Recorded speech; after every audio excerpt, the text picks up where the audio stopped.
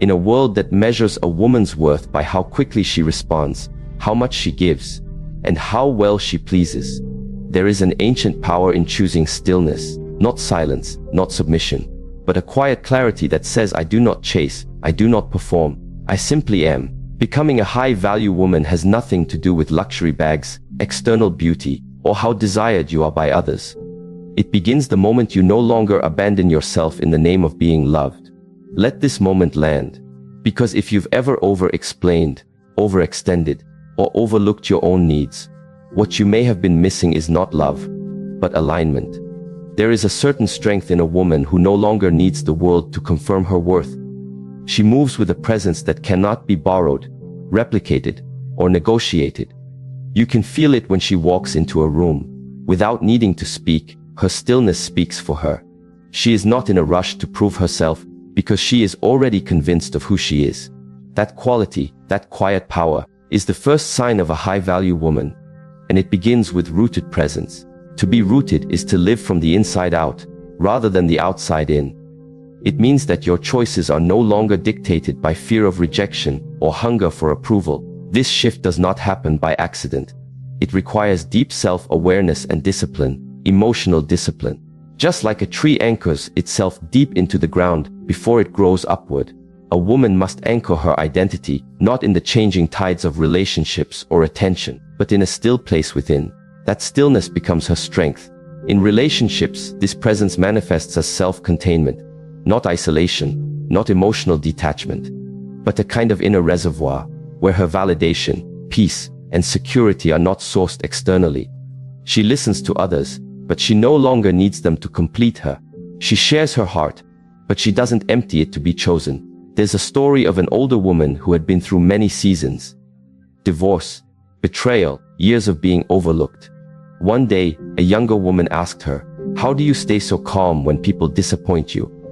The older woman replied, "Because I stopped waiting for people to give me what I already decided to give myself. Respect, attention, peace. Everything extra is a gift, not a guarantee." That is the essence of rooted presence. It is the ability to remain undisturbed by external noise, because you've trained yourself to listen to the inner voice. When others act cold, you don't panic. When they disappear, you don't collapse. Because your identity is not up for sale. There is nothing more powerful than a woman who has learned to sit with herself and feel full. From a psychological standpoint, this rootedness is tied to secure attachment and emotional regulation. The prefrontal cortex, the part of the brain responsible for thoughtful decision-making, becomes stronger when we learn to pause, breathe, and stay present instead of reacting impulsively.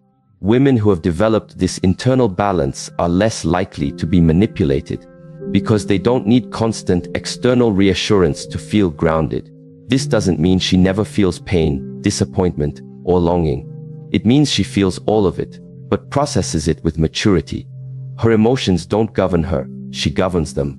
Like a river that flows but does not flood, she moves with awareness.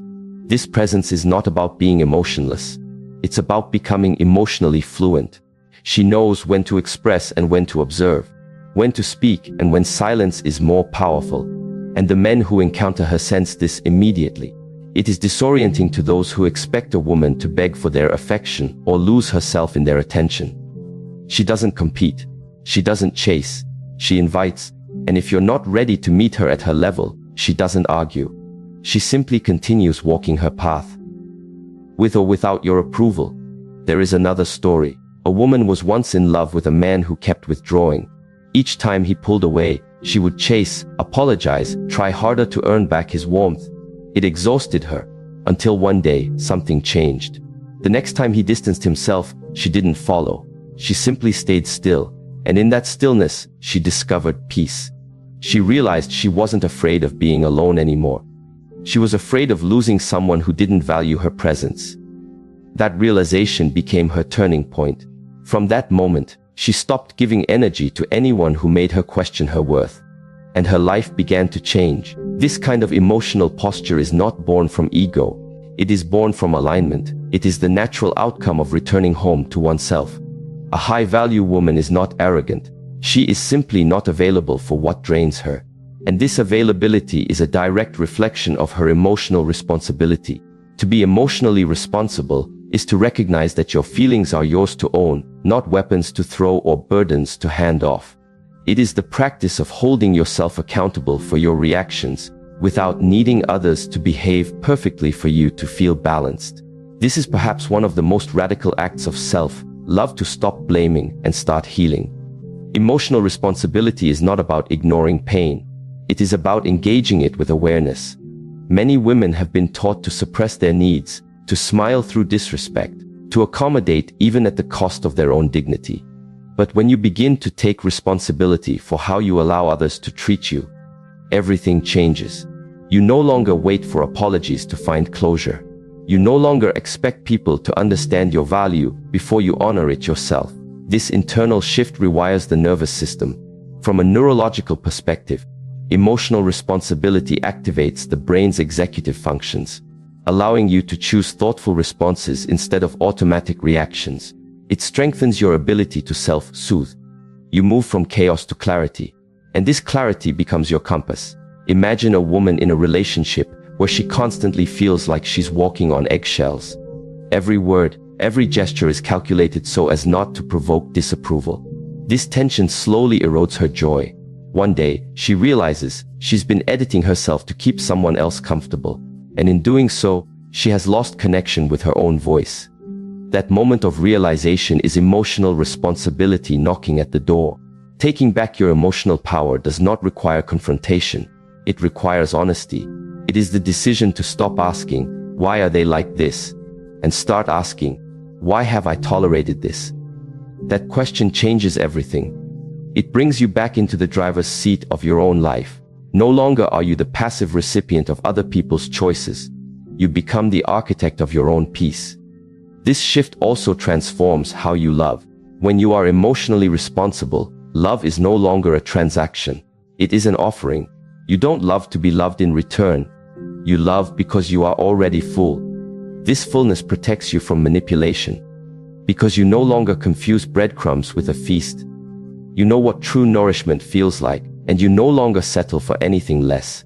Emotional responsibility also allows for compassion. When others hurt you, you no longer carry the wound as a definition of your value. You can see their actions as a reflection of their inner state, not yours. This doesn't mean you excuse poor behavior. It means you stop internalizing it. You learn to say, "This is about them, not me." And that clarity allows you to walk away in peace, not bitterness. A woman once shared that she spent years waiting for closure from a man who left her without warning. She kept asking, "Why did he do this to me?" But over time, she shifted the question. She began asking, "What was I avoiding in myself that made his approval so important to me?" That question led her to deeper healing than any apology ever could. And in that healing, she discovered freedom. The moment you stop waiting for others to repair what they broke in you and begin the work of restoring yourself, you step into a new life, a high-value life. Because value is not in being wanted, it is in being whole. The irony is this: when you no longer need to be chosen, that is when you become the most magnetic. Not because you are pretending, but because your energy is clean. You are not reaching, grasping, or begging. You are simply present, rooted, responsible, and deeply at peace. The kind of woman who learns this becomes rare. Not because she's better than others, but because she's done the inner work most people avoid. And her presence begins to teach others, without words, what respect looks like. People rise or fall in response to her standards, not because she demands it, but because her energy makes it impossible to do otherwise. Relationships begin to take on a different tone. There is no longer the frantic need to be validated. There is space, grace, boundaries that are not aggressive, but firm, love that is not conditional, but conscious. You begin to realize that emotional safety is not something you beg for. It is something you build. And it starts with you. This path requires courage. It is easier to blame than to take responsibility. It is easier to react than to pause. But for the woman who chooses to root herself and own her emotions, the reward is beyond anything fleeting. It is a life anchored in peace, a heart no longer hijacked by external storms, and a soul that walks with quiet power, undaunted, unshaken, and fully alive. There is a silent language every human being speaks long before words are spoken. It's not verbal, it's energetic. People don't just listen to what you say, they feel who you are. And this feeling, this frequency, reveals the foundation of how they relate to you. This is why personal energy is not just spiritual poetry, it's relationship psychology. A woman's energy is her boundary. It precedes her presence, defines how others perceive her, and often determines how they treat her before she even utters a word. Energetic integrity is the discipline of owning what you carry emotionally, mentally, and spiritually. When your inner world is in conflict, when you're anxious, self-abandoning, or seeking validation, you broadcast a frequency of lack even when your words say otherwise. You may speak about self-love, but if you're vibrating with desperation, people feel that misalignment. And unconsciously, they respond not to your words, but to your energy. We have all experienced the difference. A woman enters the room, and she doesn't need to be loud. She doesn't need a grand entrance. Her posture, her eyes, her calmness, it all says, I am enough, without arrogance, without apology. There is a sense of harmony in her presence, and you can feel that her energy is whole. That woman doesn't need to be chased, because she doesn't chase. She doesn't beg to be chosen, because she's already chosen herself. That's what energetic integrity means. It's when your thoughts, emotions, words, and behaviors are in alignment. It is when what you accept from others reflects what you believe you deserve. And that belief is not spoken, it is felt. You may not realize it, but when someone walks away from a conversation with you, they're left with a memory of your energy. Did you uplift or drain them? Were you at ease or uneasy within yourself? Were you seeking something or offering something? These unspoken dynamics leave the deepest imprint. Energetic integrity starts with how you treat yourself in the quiet. Not just when others are watching, but when you're alone. Are you gentle or harsh with your inner dialogue? Are you in the habit of overextending, saying yes to things that drain you, pretending to be okay when your soul is tired? Every time you betray your own needs in order to keep peace with others, your energy fragments. And fragmented energy is exhausting to carry. Worse, it makes it easier for people to cross boundaries, because those boundaries were never clearly anchored within you. A woman once shared her story. She had always been the peacemaker, the giver, the emotional caretaker. In every relationship, she was the one adjusting, sacrificing, pleasing. And every time, she felt more invisible, more unseen, until one day she broke down, not because someone else hurt her, but because she realized she had been hurting herself by refusing to be honest about her own exhaustion. She wasn't just tired from life, she was tired from living in contradiction, saying, I'm fine, when she was breaking, saying yes, when every cell in her body was screaming, no. That day, she made a decision to stop being loyal to her dysfunction, to stop treating self-abandonment like a virtue, and to start aligning her energy with truth. That decision didn't make her harder, it made her clearer. She began to walk away from conversations that drained her.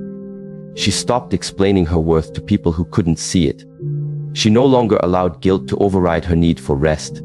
And slowly, her energy began to return. With that restoration came clarity, and with clarity, confidence. That is the power of reclaiming energetic integrity. It's not about being cold, it's about being connected. First to yourself, then to others. In Eastern philosophy, the concept of ki, or life force, is foundational. It is believed that your energy flow directly influences your mental clarity, emotional health, and relational well-being. When your energy is low or scattered, everything feels heavy. Decisions become difficult. Relationships become draining. But when your energy is clean and centered, you move through life with ease. You become magnetic. Not because you're trying, but because you're aligned. In neuroscience, this alignment is mirrored in the coherence between the heart and brain. When you're in emotional balance, your heart rhythm and brainwaves synchronize. This creates a state of physiological harmony known as coherence. People who are in this state emit a calming, grounding presence. Others feel safer around them, more open, more respectful. Not because of charm or tactics, but because of energetic truth. This is the science behind intuition. Our nervous systems are constantly reading each other's frequencies. And your energy, whether grounded or chaotic, communicates long before your logic arrives. So what does this mean in relationships? It means that before setting boundaries with your words, you must set them with your energy. If you continue to entertain inconsistent communication, tolerate emotional breadcrumbs, or stay in spaces where you are not emotionally safe, you train others to ignore your value.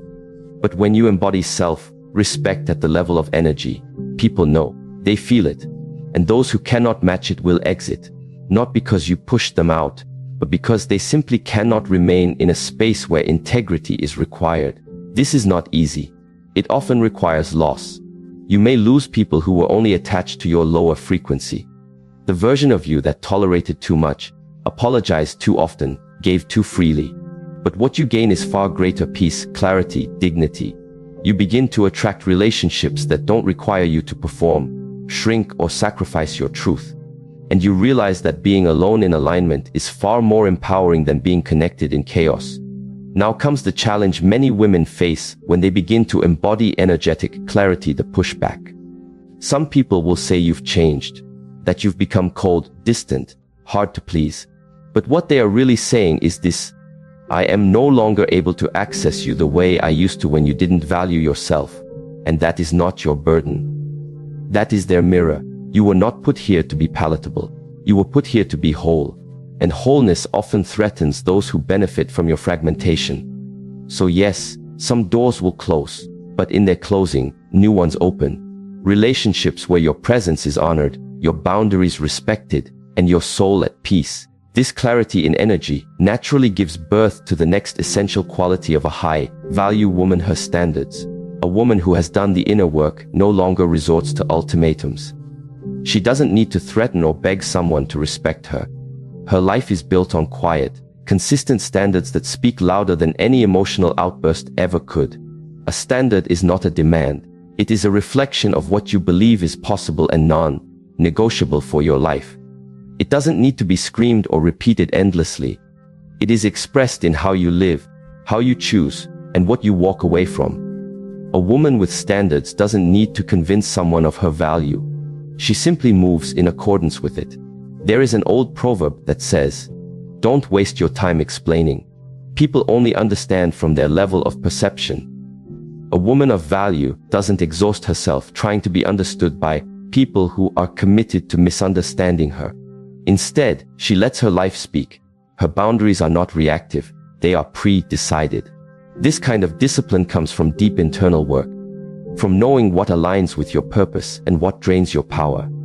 One of the most powerful things a woman can say in a relationship is not, "Change or I'll leave," but "I'm not available for this." Not as a threat, but as a truth. No anger, no argument, just clarity. A woman once shared how her partner constantly made jokes at her expense in social settings. She had asked him to stop multiple times, but the behavior continued. One evening, after yet another uncomfortable dinner with friends, she didn't yell, she didn't cry. She simply left the table, went home, and never returned to that dynamic. Not out of vengeance, but out of reverence for herself.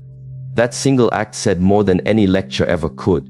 When you raise your standards, you may find yourself walking alone for a season. But that solitude is not punishment, it is refinement. It is the space where you begin to see who you really are without the distortion of toxic attachment. You begin to reclaim your time, your voice, your direction. You realize that love should not cost your peace. And any connection that requires you to abandon your truth is not love, it is dependency. There is a moment in every high-value woman's journey when she must choose between being liked and being respected. These two are not always the same. You can be liked for your softness, your giving nature, your willingness to accommodate. But you are respected when you choose yourself, even when it's uncomfortable. When you hold your line, when you say, "This is not okay," and stand by it, even if it means being alone for a while. This is not an easy path, but it is a path that leads to self-trust. And once you trust yourself deeply, the need to micromanage others fades. You don't have to control or manipulate to get what you need. You simply attract what matches your energy and walk away from what doesn't, with grace, not guilt. This level of standard creates an invisible filter. The wrong people no longer linger because they can sense that your energy is not a playground. It is a temple, and only those willing to honor that temple are allowed inside. The beauty of living with standards is that it simplifies your life. You no longer waste time trying to decode mixed signals or justify disrespect. You don't wait for someone to change. You observe, you decide, you move. That's it. Your peace is no longer negotiable. In modern society, speed is mistaken for strength. Quick replies, fast decisions, instant gratification. But deep wisdom knows slowness is often the most powerful pace, because what is done quickly is often done carelessly. But what is done with stillness is done with precision. So the next time your heart feels the urge to respond quickly, prove your worth, or fix a situation in panic, choose stillness instead. Sit, breathe, observe. Remember, your power does not come from what you say or do. It comes from what you choose not to say and what you no longer tolerate. It comes from knowing that stillness is not the absence of action. It is the highest form of presence. And the woman who masters stillness, she doesn't just navigate relationships, she elevates them. Without pressure, without performance, just peace, unshakable, undeniable, unforgettable peace. There is a quiet transformation that begins in a woman when she no longer seeks peace in another person's presence, but finds it in her own. That moment, when she stops asking, "Who will love me?" and instead asks, "How can I become love itself?" marks the beginning of her rise into power, grace, and deep emotional fulfillment. This journey does not begin with outer change. It begins with devotion to inner growth. And it is this devotion, quiet and often unseen, that transforms a woman into a sanctuary. To become the sanctuary you seek means to stop chasing emotional safety in someone else's arms and begin creating it within yourself. It is the decision to stop living in reaction to others and begin building an inner world so grounded, so rich, that no external chaos can truly shake it. In relationships, this devotion changes everything. Because when a woman becomes rooted in her own emotional ecosystem, she is no longer available for love that feels like survival. Many women, often unconsciously, carry the burden of emotional overfunctioning. They try to fix, to heal, to anticipate the needs of others at the cost of their own inner alignment. They become the peacemakers, the forgivers, the ones who keep trying even when nothing changes. And while this devotion to love is admirable, it becomes dangerous when it is not first directed inward. Without a foundation of inner growth, even the most beautiful woman can become emotionally exhausted, depleted, and resentful. One woman described how for years, she attracted partners who were emotionally unavailable. Each time, she believed that if she just gave more, waited longer, loved harder, she would eventually be seen. But over time, her spirit began to crack. The more she gave, the more invisible she felt. Until one day, she sat in silence and realized the painful truth. She had never made a commitment to herself. Her energy had been entirely focused on being chosen. She had never paused to ask, "Do I choose myself?" That moment became her awakening. She began slowly to reverse the pattern. She stopped trying to prove her worth through sacrifice.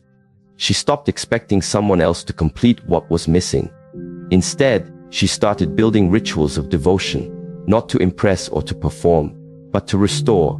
She began walking every morning before sunrise, letting her body return to rhythm. She journaled, not to analyze others, but to understand herself. She sat in silence, even when the silence felt uncomfortable. And in that process, something shifted. Her posture changed. Her voice grew steadier. She no longer felt frantic when a message went unread. She no longer mistook inconsistency for mystery. She could finally say, "I know who I am, even when no one else sees me." That is the power of becoming the sanctuary. It's not about perfection. It's about presence. It's about becoming the place where your own heart feels safe to land, regardless of who comes or goes. This kind of inner growth is the most attractive energy on earth, not because it is loud, but because it is real. In relationships, it allows for clarity. You begin to see who can truly meet you, not from a place of fantasy, but from a space of self-awareness. You stop chasing intensity and start valuing stability. You no longer get caught in the highs and lows of chaotic affection. You want something calmer now, something slower, something sacred. Devotion to inner growth also means that you no longer wait for pain to force your evolution. You choose it daily. You study your triggers. You become curious instead of reactive. You ask, what part of me still believes I must earn love? instead of blaming others for withholding. This self-inquiry, done with compassion, becomes the foundation of emotional maturity. And emotional maturity is the currency of healthy relationships. From a psychological lens, inner growth strengthens emotional intelligence. It deepens your self-regulation and increases your ability to connect without codependency. The prefrontal cortex, responsible for reason and long-term planning, becomes more active as you develop reflective practices. You become less impulsive, more intentional. You learn to differentiate between emotional hunger and emotional connection. And this ability to self-observe rewires your relationship patterns. There is a quote that says, "Don't seek the light, become it." The high-value woman doesn't just wait for a partner who understands her. She becomes someone who deeply understands herself. She creates her own emotional weather. On days when the world feels cold or disconnected, she doesn't shrink. She warms herself from within. Through small but sacred habits, she builds a relationship with her own soul.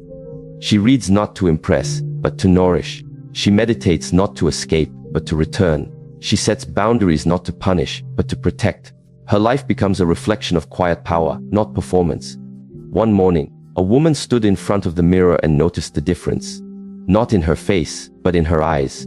They no longer looked tired. There was a fire, steady and calm, that hadn't been there before. She smiled, not because everything was perfect, but because for the first time in years, she felt like home to herself. That feeling, that sense of inner homecoming, is what every relationship needs in order to thrive. Not two people filling each other's voids, but two souls who have come home to themselves, meeting in wholeness. Inner growth also teaches a woman to be deeply discerning with her energy. When you become your own sanctuary, you realize how sacred your time, your space, your attention truly are.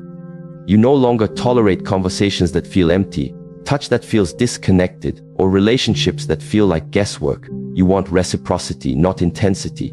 You want truth, not performance. You want effort, not potential.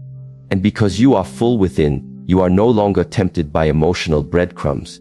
There was a woman who once said, "I used to be impressed by butterflies in my stomach. Now I look for peace in my chest." That shift speaks to the essence of maturity. When your inner world is tended to, you no longer confuse chaos with passion. You can walk away from what feels familiar but unsafe, and you do so without bitterness. Only gratitude for the lesson. Devotion to inner growth also creates humility. You begin to see your own patterns, your wounds, your defenses, and you no longer project them onto others. You take responsibility for your healing. This makes your love less reactive and more responsive. You can hold space for others without losing yourself. You can listen without needing to fix. You can stay soft without becoming small. This softness is not weakness. It is the result of deep inner work. A woman who has grown herself from the inside out knows how to forgive, not because she forgets, but because she refuses to carry poison. She knows how to walk away, not out of pride, but out of self-respect. She knows how to stay present, not because she fears losing someone, but because she values the moment for what it is. In her presence, others feel something rarer: safety. Not the kind that comes from control, but the kind that comes from consistency. She becomes the kind of woman people remember. Not for how loud she was, or how much she gave, but for the way she made them feel seen, even when they couldn't see themselves. But most importantly, she remembers herself.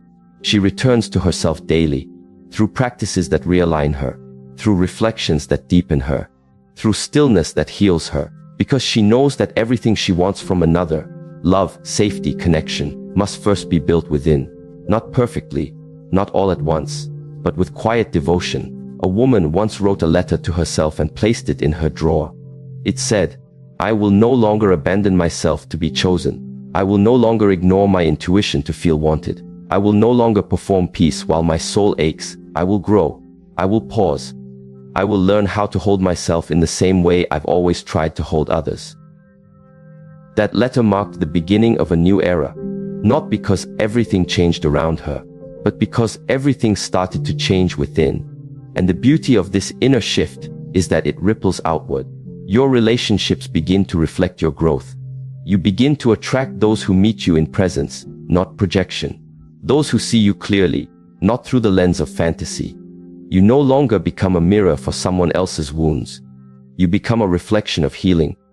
This journey never ends. Inner growth is not a destination, it is a daily return. But with each return, you feel more at home in your body, more clear in your mind, more at peace in your heart. And from this space, love no longer feels like a transaction. It becomes a natural extension of who you are. When you've spent years searching outside yourself for peace, it can be disorienting to realize that the sanctuary you've longed for was never in someone else's arms. It was within your own breath, your own awareness, your own stillness all along. But once you realize this, you rise differently. You walk into relationships no longer asking to be rescued, but to be met. No longer asking to be filled, but to be mirrored. No longer asking, will you choose me? But declaring, I have already chosen myself. And that kind of woman, devoted not to perfection, but to inner growth, becomes a force of love the world is rarely ready for, but always remembers. When a woman decides to stop waiting for validation, for completion, or for someone to choose her before she chooses herself, she becomes unstoppable. Not because she's louder, not because she demands it, but because she no longer negotiates her value. She no longer allows her peace to be held hostage by uncertainty or conditional love. She becomes deeply rooted in who she is, and from that root, everything flourishes. This journey is not about becoming untouchable, it's about becoming unshakable. It's not about rejecting love, but about no longer settling for love that asks you to abandon yourself. It's not about becoming hard, it's about becoming whole. And in that wholeness, you draw people who meet you with the same clarity, depth, and intentional presence. The high-value woman is not defined by how others see her, but by how she sees herself when no one is looking. She does not chase connection. She creates it, first within, and then with others who honor her reflection. She is the sanctuary she once searched for. And from that sacred place, everything begins to change.